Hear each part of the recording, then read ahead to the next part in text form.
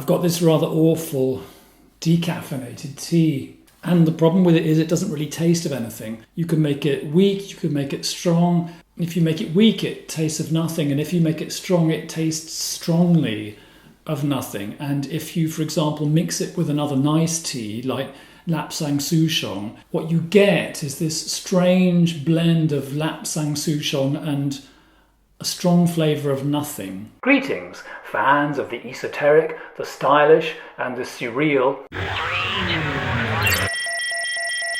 And welcome to another edition of Robert Farrah's Tea and Tarot, recorded specially for your pleasure in Berlin, Neukölln. Anyway, I have an ambivalent relationship with caffeine. By nature, I think I'm sort of a bit nervy, and so I tend to keep my caffeine to a minimum. But then on the other hand, caffeine does make me cleverer, and that seems to give one an advantage in this life. So what I do is I just drink my caffeine and then I'm miserable and clever. This is from Robert M. Place's book, The Tarot. And Robert M. Place has something to say about ancient divination, the oracle at Delphi. He says, "We have, however, written records from Delphi and other oracles, and they show that the majority of statements of the oracles were not predictions, but advice on how to make improvements and keep the favour of the divine."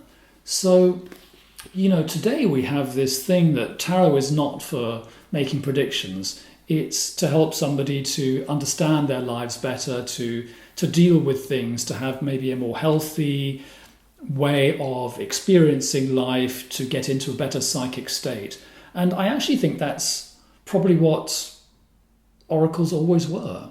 Today on the show, I'd like to give you my thoughts on how to choose a psychic reader, an astrologer, a tarot reader, a medium, any of those things. And then I'm going to be diving into my month's predictions for the month of September. I'm going to try to keep the show a little bit short this time because it's summer and I'd rather be running around keeping my social distance from everyone.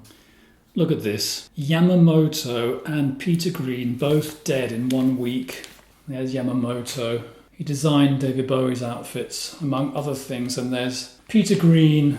He was one of the founding members of Fleetwood Mac, took LSD and never really recovered. So how do you choose a psychic to help you out? Well, here's what I think.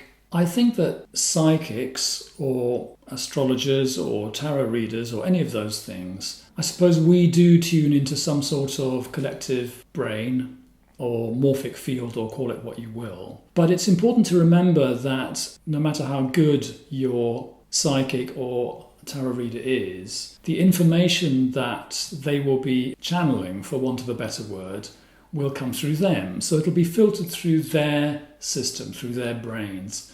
It'll come out using their vocabulary, and if they have beliefs, it'll more or less go through their beliefs. I think it's quite important to be quite careful with psychic readings. Choose your reader in whatever kind of reading it is. Then listen to what they have to say and ask yourself if it feels right, if it feels good, if it feels supportive, if it feels like it is resonating with you. It should feel like you are listening to your higher truth coming to you with the help of this reader.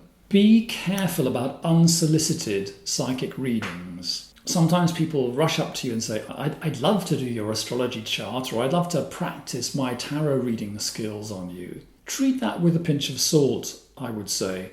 I was once at a gay house party in the country, and people were scampering around and camping in both senses, and wearing onesies and cooking, and everyone was a bit off the leash. And there was a guy there who was an astrologer of sorts, and he just wanted to read everyone's birth chart.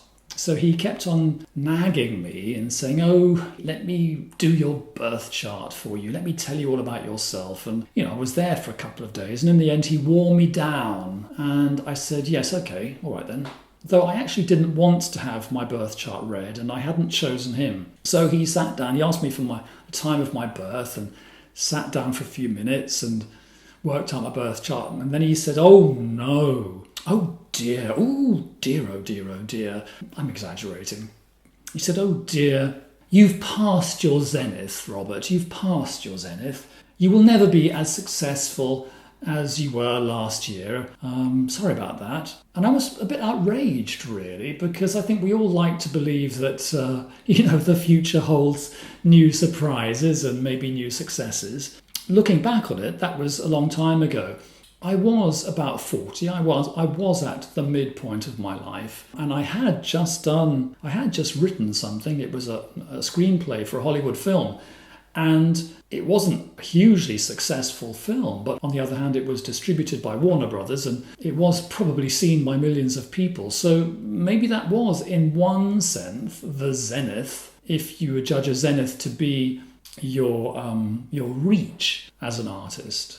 But on the other hand, I think that was very badly delivered information. And my point is, I hadn't asked for it. I have another story to tell. I was once at a party, and someone came up to me and was engaging me in conversation and spontaneously went into a psychic reading, ladies and gentlemen. She read my aura without even so much as an introduction. And one of the things she said was, "Oh, Robert, you'll never have a career and a relationship. You'll have to choose between one or the other. It's something to do with your karma. You can't have both." And I wanted both, and I still do. And actually, I have both, as it happens. She was wrong. Now, there might have been something in my aura that she'd seen, that there was some kind of tension between the desire to have a career and the desire to have a relationship, or some kind of tension between how I might like to divide my time between the two. Who knows? But that psychic reading was very disturbing, and I hadn't asked for it. So find a reader who interests you, try them out with something light, not too heavy, and see how you feel. And then if you think that person is good for you, if you think that person is connecting you with your higher truth,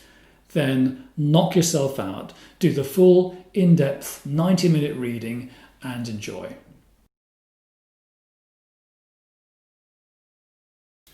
September 2020. So, we focus a little bit, feet on the ground, ground ourselves a bit, align ourselves a bit.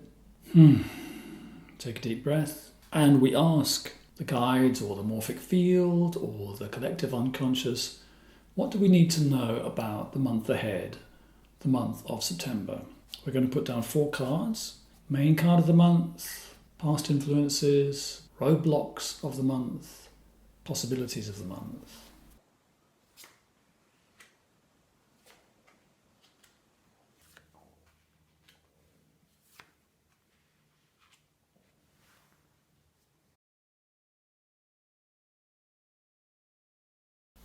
First impression,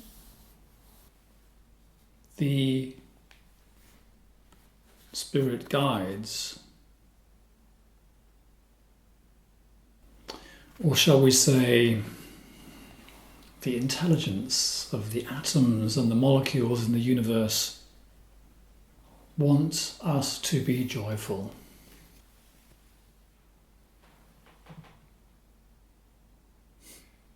I never thought I'd say something so wishy-washy, but it is true. The Ace of Cups is the main theme of the month. The Ace of Cups is pure joy.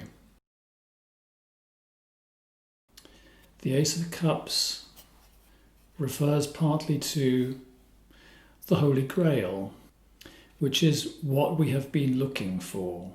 I think if we are looking for our truth and our authenticity, we are really looking for what we love, what we connect with, what we desire, what we really want.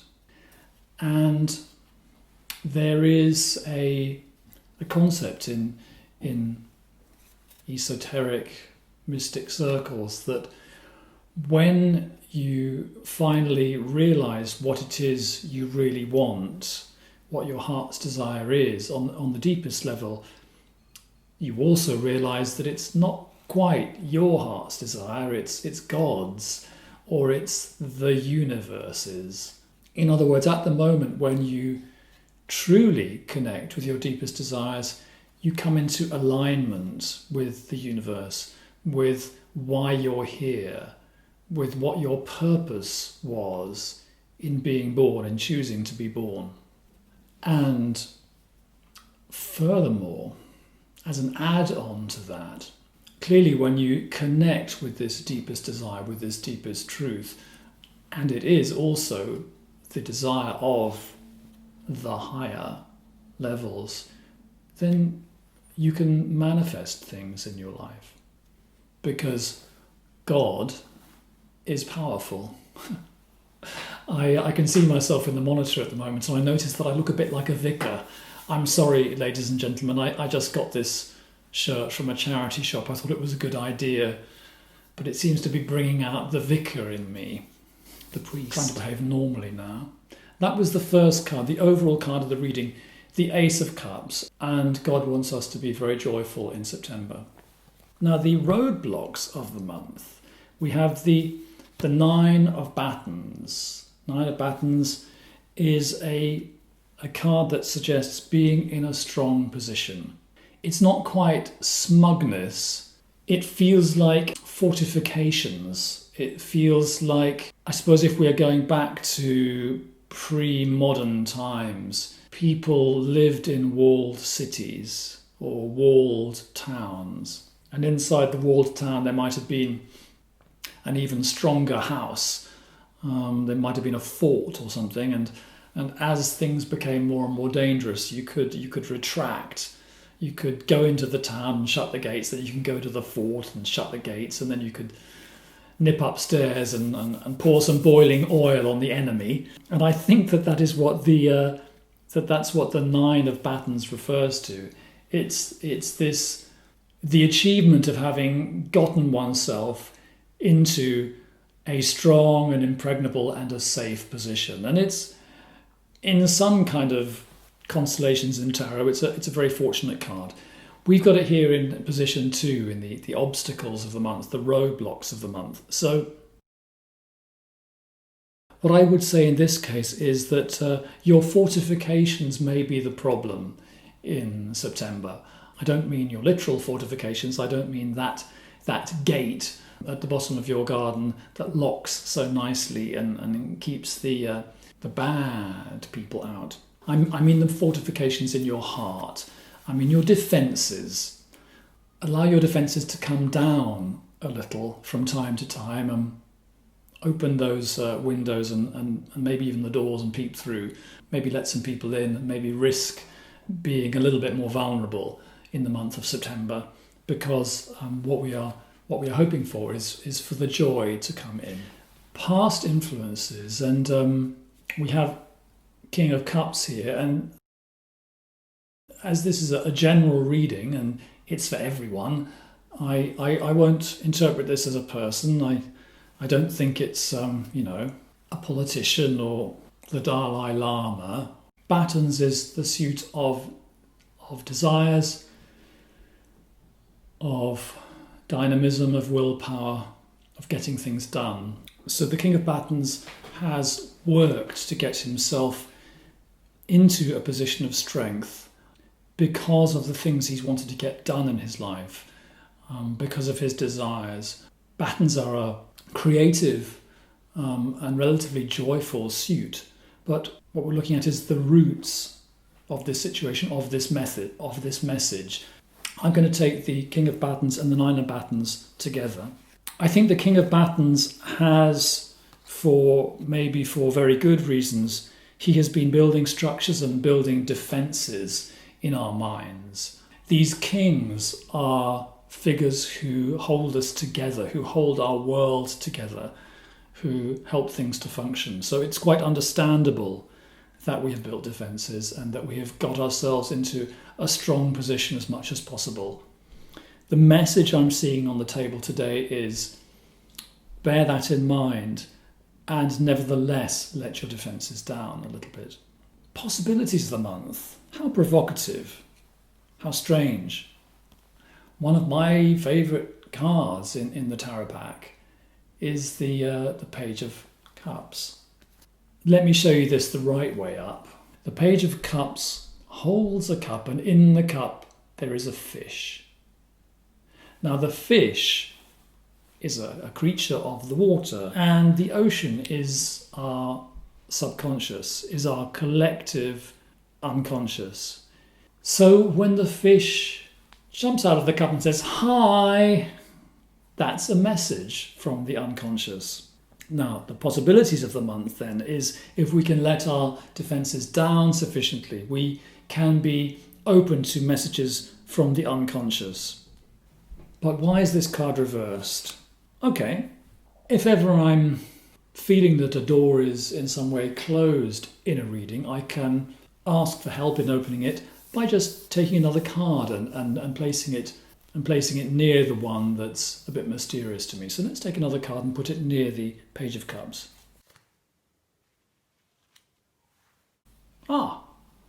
The Two of Coins. The Two of Coins is the Page of Cups' friend. There's the Two of Coins. There's the Page of Cups. As you can see, they are definitely chums. They both have, they're quite leggy boys, aren't they, those two? And the Two of Coins is about movement, change. He's dancing, trade, buying and selling, exchange of ideas, exchange of things, exchange of possibilities. A very fresh energy there. He's by the seaside. He may even be a bit of a sailor. There are some ships there in the background. So I have asked for a little bit of help interpreting, asking why is the Page of Cups reversed? Our possibilities. Clearly, if our possibilities are messages from the unconscious, that's absolutely fabulous. But why is that card reversed? Well, because of him. The Two of Coins is quite a material boy or girl. Coins is the stuff of life. It's the everyday. It's the solid. It's the concrete. It's food. It's money. It's our bodies. So it's the stuff of life. It's food, money, our bodies, our physical situation, our homes, the practicalities of life that may prevent us from hearing these messages from the subconscious in the month of September. And frankly, with my vicar collar on, what I want to suggest is that in the month of September, maybe take the plunge, maybe put aside some special time to consult an oracle of some kind. It doesn't have to be someone else. It doesn't have to be something you pay for. You could sit down with your own pack of tarot cards. You could meditate. You could just make yourself available for dreams. And the way to do that, as you may know, is that you just put a notepad and a biro by your bedside table when you go to sleep to signal to your subconscious that you want to remember those dreams. There are loads of other ways of going into the morphic field. For now, all I will say is keep an open mind, enjoy this possibility. If you stumble across what looks like a good and safe way of getting a psychic reading, why not go for it? I find it interesting that I started off this video with my rant about the dangers of unsolicited psychic advice. Well, maybe that's the theme.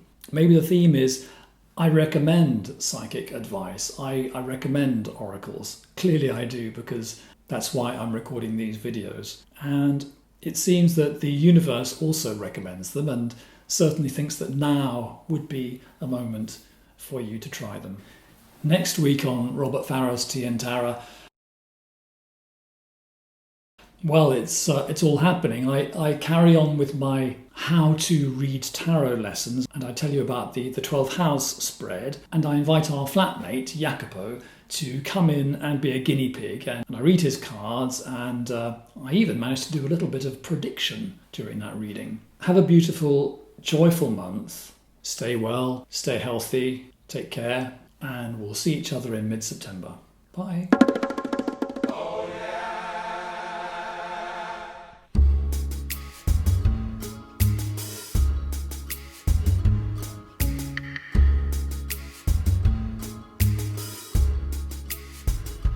In the house of pleasure, you've got plenty of activity. All right.